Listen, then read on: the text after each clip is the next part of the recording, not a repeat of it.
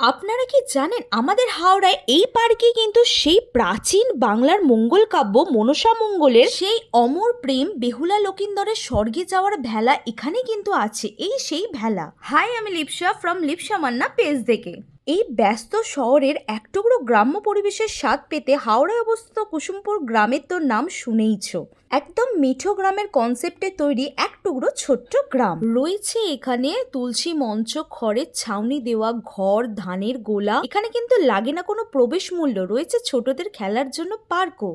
আর আছে নিরিবিলি পরিবেশ, পাখির ডাক, সবুজায়ন, পুকুর ভর্তি মাছ, তালগাছে ঘেরা ছোট্ট গ্রাম। গ্রাম্য পরিবেশে গ্রামের বাড়ি আছে, অথচ বাড়ির কর্তা থাকবে না, গিন্নি থাকবে না, এটা কখনো হতে পারে? এই রকম সবাই মিলে বিকালবেলা বসে বৈঠক শহরে নয়, গ্রামেতেই তো দেখা যায়। তাই গ্রামের এই সুন্দর ছোট্ট পরিবেশের স্বাদ নিতে তোমরা যেতেই পারো হাওড়া বেলেপুলে কুসুমপুর। আর আমার এই ভিডিওটা ভালো লাগলে অবশ্যই কিন্তু আমার পেজটিকে ফলো করো।